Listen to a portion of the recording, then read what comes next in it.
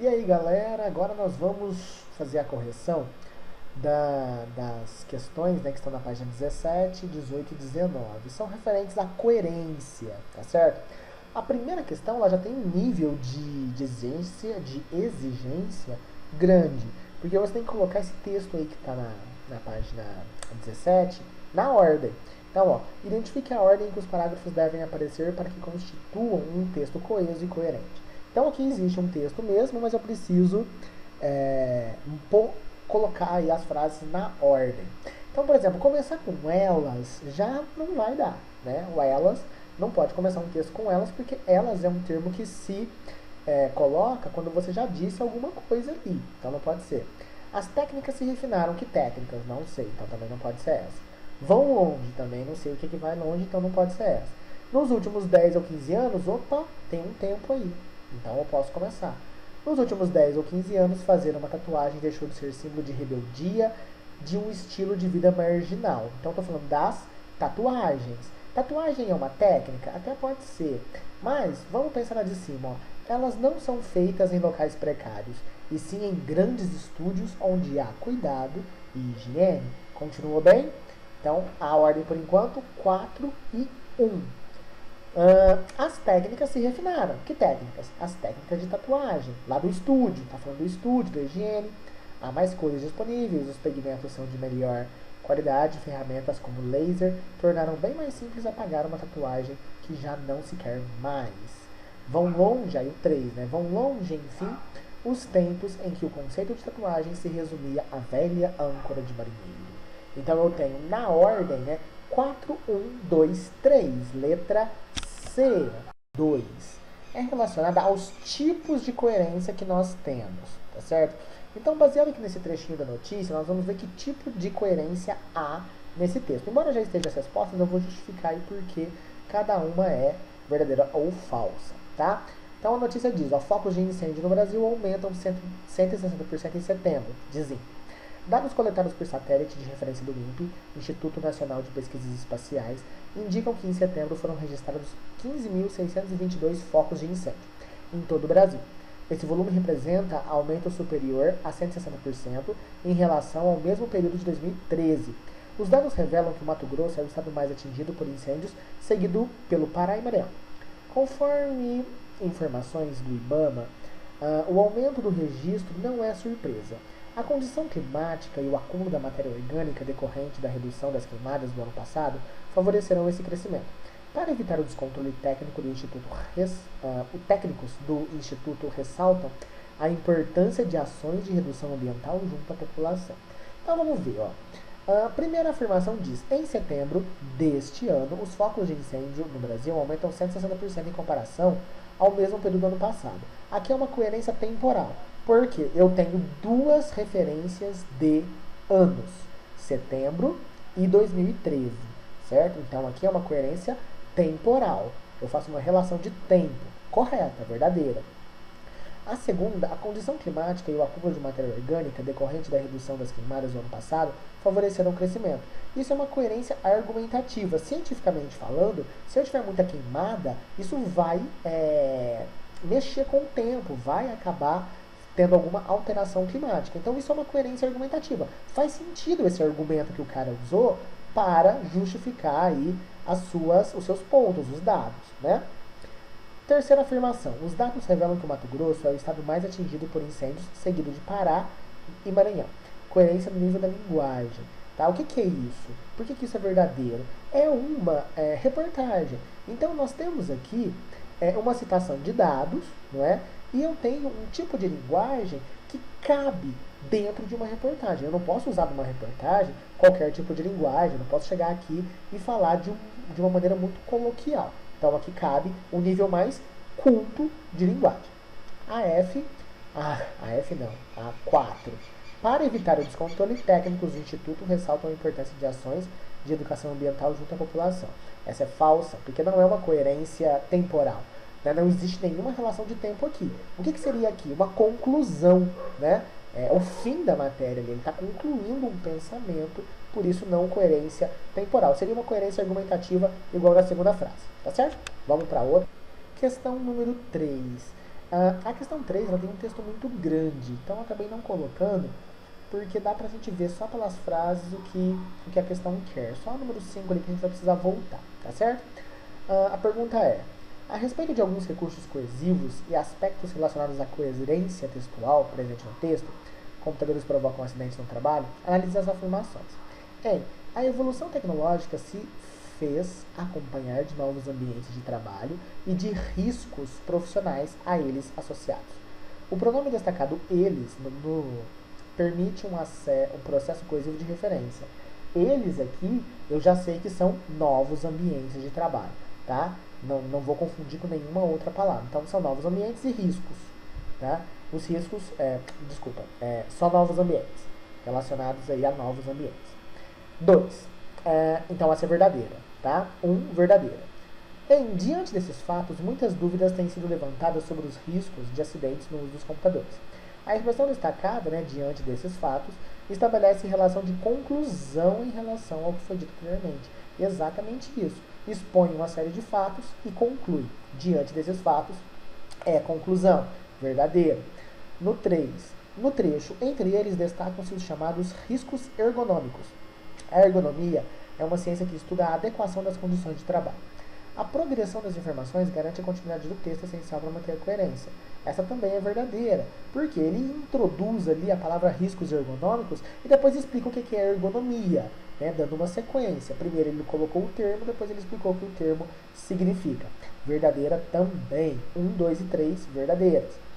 4. No trecho, a exposição do trabalhador ao risco gera o acidente, cuja consequência, nesses casos, tem efeito imediato. O termo destacado, cuja, poderia ser substituído sem alteração de sentido pela expressão do qual a. Não, falso. Por quê? O cuja, ele vai ser um elemento que se relaciona com a palavra que vem na sequência. Então, é cuja consequência. Ele está relacionando a consequência. Se eu colocar do qual a consequência, eu vou estar me relacionando à palavra risco. Tá? A palavra risco. Então, mudaria um pouquinho o sentido aqui. Essa é falsa. Ela se apresenta ao longo do tempo por ação cumulativa desses eventos sucessivos. O pronome destacado ela constitui um elemento coesivo que se refere à exposição do trabalhador. Aí essa eu preciso voltar no texto porque vocês veem que não. Está no 4º parágrafo.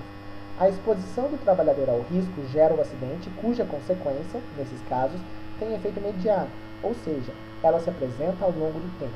O que se apresenta ao longo do tempo? A consequência e não a exposição.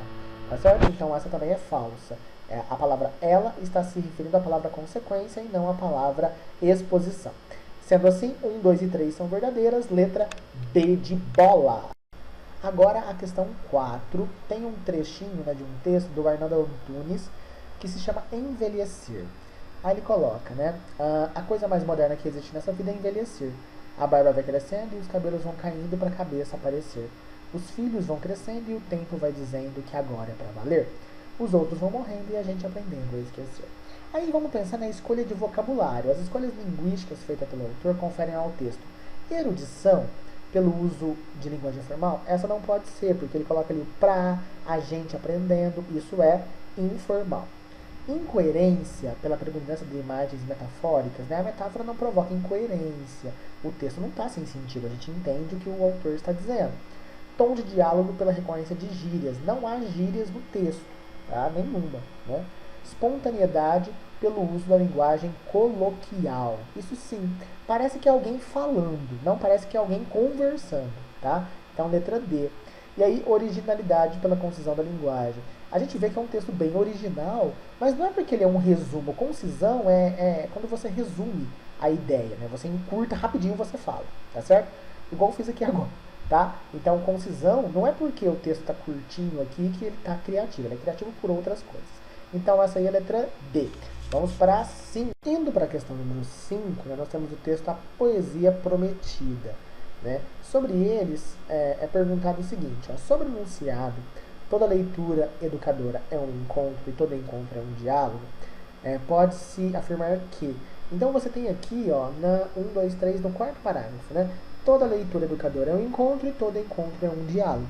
Sobre isso, o que nós temos? Nós temos demonstra quebra de coerência, pois um novo tema contraria o que foi dito antes. Não contraria. É uma sequência. né? Defende uma premissa jogando com pressupostos que não resultam em conclusão convincente. Tem uma conclusão, né? Mostra ideias circulares que prejudicam o conjunto harmônico do enunciado. Não, é uma progressão, tá? Ela está introduzindo ideias novas. Apresenta equívocos conceituais em relação ao tema leitura. Não tem um equívoco aqui. Equívoco é um erro, tá? Isso aqui não é errado, tá? A leitura educadora é um encontro, é uma afirmação, faz sentido. A última apresenta encadeamento temático sequenciado por uma oração coordenada. Então você tem ali, ó, toda leitura educadora é um encontro e todo encontro é um diálogo. Ali você tem um encadeamento. Uma ideia vai como se fosse uma corrente ligada à outra. Letra E. Na questão 6, nós temos o texto Sempre Desconfiei, né? Aqui o Mário Quintana, ele fala sobre desconfiar que as pessoas lembrem dos sonhos, né? Porque os sonhos eles vêm bem bagunçados e tudo mais, e aí ele acha estranho algumas pessoas falarem com toda naturalidade que elas lembram, né, do que sonharam, como se fosse possível. Na opinião dele, ele não acredita nisso. Aí você tem assim, ó, infere-se que a principal justificativa para a expressão contida no título, né, Sempre Desconfiei, do texto na reconstituição dos sonhos, a mente reorganiza de maneira coerente o que se consegue lembrar. Coerente não, porque ele mesmo fala que os sonhos são um caleidoscópio, que os sonhos são todos bagunçados, né? Habitualmente os sonhos apenas refletem a incoerência dos fatos naturais da vida, né? Você pode sonhar com qualquer coisa e ele coloca isso, né?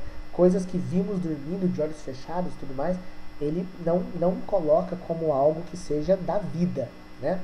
Tal como na montagem de um quadro com peças e sem sentido, os sonhos são ilógicos. Essa está correta, porque o sonho ele não segue uma lógica. Muito pelo contrário, ele é ilógico, ele é bagunçado.